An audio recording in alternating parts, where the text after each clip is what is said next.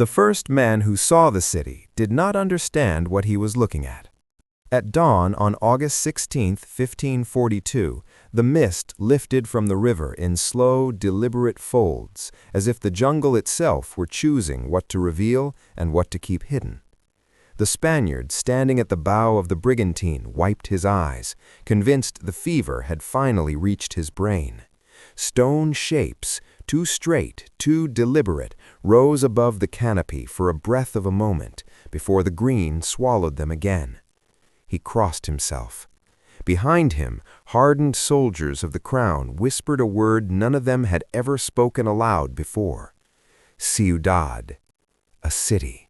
Not a village, not huts, a city, deep inside a jungle Europe insisted was empty. The man's name was Gaspar de Carvajal, and what he would later write in his journal would be dismissed for nearly 4 centuries as madness, exaggeration, or religious delusion. He was none of those things, and he was not the first. Long before Europe learned to draw the Amazon on its maps, before the river even had a name that outsiders could pronounce, the forest had already been shaped, quietly, deliberately, by human hands. Paths were laid where no path should exist. Soil was engineered to remain fertile forever. Rivers were bent, not with dams, but with patience. And cities, real cities, rose and fell without leaving marble ruins or written alphabets behind. The jungle did not erase them. It hid them. When Francisco de Orellana first broke away from Gonzalo Pizarro's expedition in late 1541, the decision was not heroic, it was desperate. The men were starving. They had marched east from the Andes, believing the stories whispered by defeated Inca nobles, stories of a wealthy kingdom hidden beyond the mountains, where gold lay as common as stones. El Dorado, the land of cinnamon. Whatever name it wore, the promise was the same: salvation through conquest. Instead, the jungle swallowed them. Horses died first, then dogs, then men. Orellana, tasked with finding food downstream, never returned, not because he chose not to, but because the current refused to let him. The current seized his ship and carried it forward into something no European had ever survived: the Amazon. What Orellana encountered over the following months should have rewritten world history. It didn't. They saw towns so frequent that smoke from cooking fires never disappeared from the horizon, canoes by the thousands, riverbanks reinforced with earthworks, fields carved into floodplains that should have been uninhabitable. Most unsettling of all were the people. They were not scattered tribes. They were organized. Carvajal wrote of leaders who commanded hundreds, even thousands, of women warriors who fought with bows and poisoned darts, earning the river its name, of roads wide enough for armies vanishing into the forest like veins under skin. Europe laughed. How could savages build cities, scholars scoffed centuries later? How could a jungle support civilization? The answer was simple. Europe had never bothered to ask the jungle. Fast forward 360 years. The year was 1925, and the man holding Carvajal's journal in his hands was not a conquistador, nor a priest, nor a king's servant. He was an English colonel, battle-scarred, obsessive, and quietly convinced that modern civilization had forgotten something vital. His name was Percy Harrison Fawcett. To most of the world, he was a relic, an explorer clinging to a dying age. To those who knew him well, he was something more dangerous: a believer. Fawcett had mapped borders in Bolivia where no maps existed, negotiated with tribes that killed outsiders on sight, and walked out of the jungle with stories that sounded uncomfortably like Carvajal's. Stone statues, geometric earthworks, legends shared by tribes separated by hundreds of miles, all describing ancestors who lived in great cities before the green darkness reclaimed them. Fawcett called it simply Z, a lost civilization in the Amazon. And in 1925, he went to find it. He never came back. What followed was one of the greatest unsolved mysteries in American and European exploration history. Over 100 men would later vanish attempting to retrace his steps. Expeditions collapsed, bones were misidentified, tribes were blamed, absolved, blamed again, and still historians insisted there was nothing there, until technology betrayed the jungle. In the early 21st century, American archaeologists began flying planes equipped with LiDAR, laser imaging capable of stripping away vegetation digitally. What emerged from beneath the canopy stunned even the skeptics. Cities. Not metaphorical ones, actual urban networks, grid systems, causeways stretching for miles, defensive walls, agricultural terraces, population centers capable of supporting tens of thousands, possibly millions, right where Carvajal said they were, right where Fawcett disappeared. The jungle had not been empty. It had been engineered. But understanding that raised a more uncomfortable question. If an advanced civilization once thrived in the Amazon and collapsed, what happened to it? Disease alone could not explain the precision with which knowledge vanished.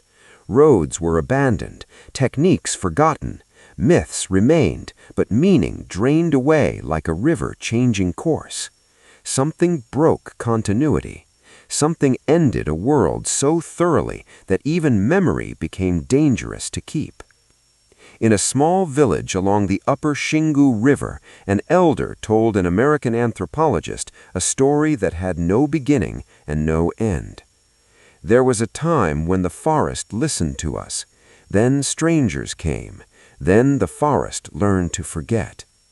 When asked who the strangers were, the elder smiled without humor. Those who write things down, he said. Europe documented conquest. The jungle documented survival, and between them lies a truth that still makes modern historians uncomfortable. The Amazon was not a wilderness conquered by civilization. It was a civilization erased to make room for wilderness. This is not a myth. This is not legend. This is the true story of a world that existed, was destroyed, and nearly succeeded in vanishing forever. And it begins again, where the river bends, the mist rises, and stone still waits beneath the trees. The river bent southward without warning, as if reconsidering its own direction, and the jungle changed with it. Francisco de Orellana noticed it first, not because the forest looked different, but because it felt different. The air thickened, sounds softened. Even the insects seemed to hesitate before announcing themselves. Men who had survived months of starvation and ambush shifted uneasily, their instincts sharpening in a way no European training had prepared them for. They were entering a controlled landscape. Carvajal would later struggle to explain this to readers in Spain. There were no walls to point to, no towers rising defiantly above the canopy.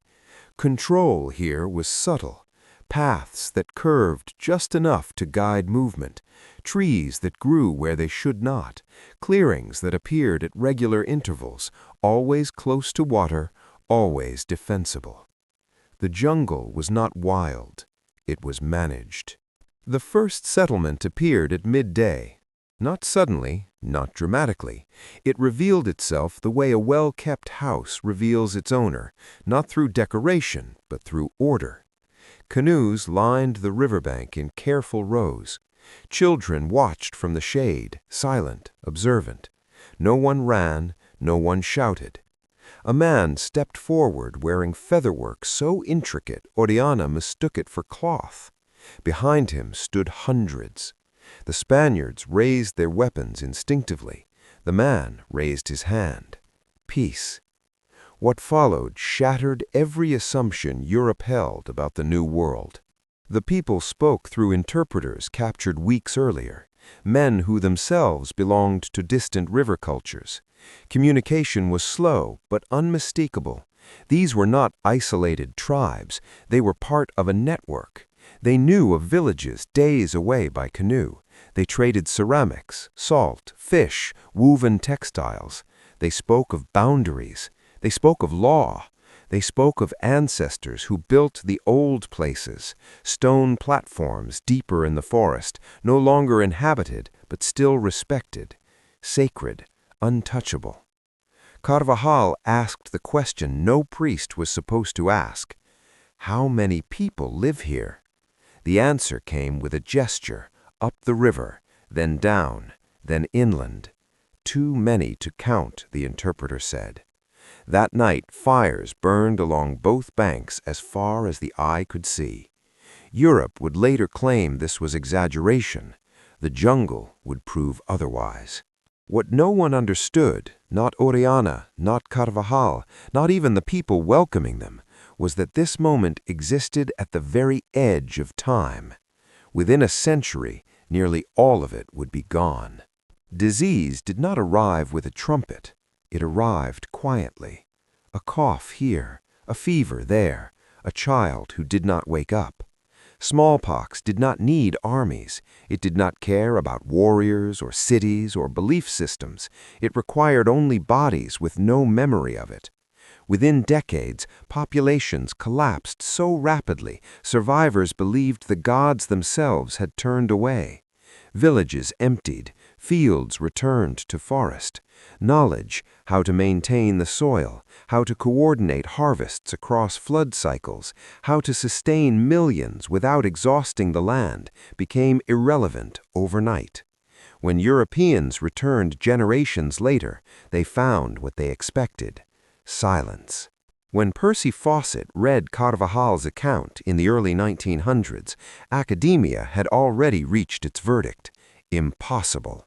The Amazon soil was too poor, they said, its rainfall too destructive. Any large population would starve. Indigenous people were primitive, incapable of urban planning. Fawcett underlined passages furiously. He had seen terra preta with his own eyes, black earth enriched deliberately with charcoal, bone, and organic waste, remaining fertile for centuries.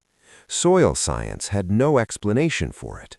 Someone engineered it, at scale. In Brazil's Mato Grosso region, Fawcett encountered earthworks so geometric they offended European sensibilities.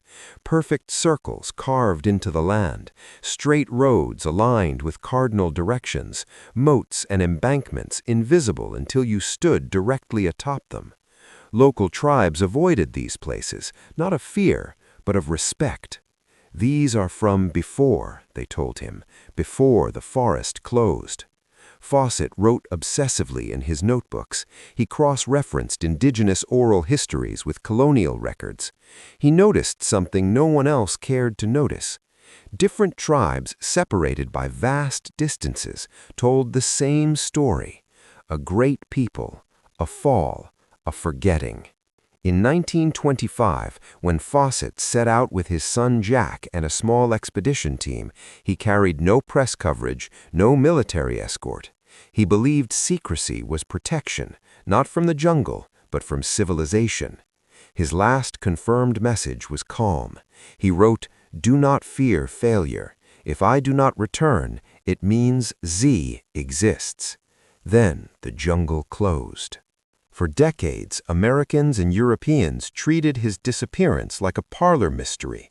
Adventurers chased fame, journalists chased headlines, treasure hunters chased ghosts. They all failed, because they were looking for ruins, not systems. The breakthrough came quietly, as breakthroughs often do. A laser passed over treetops, LiDAR peeled back green like skin, and beneath it lay the truth. Roads connecting settlements over dozens of miles, agricultural grids aligned with seasonal flooding, defensive networks designed not for conquest but stability. This was not a fragile civilization destroyed by nature.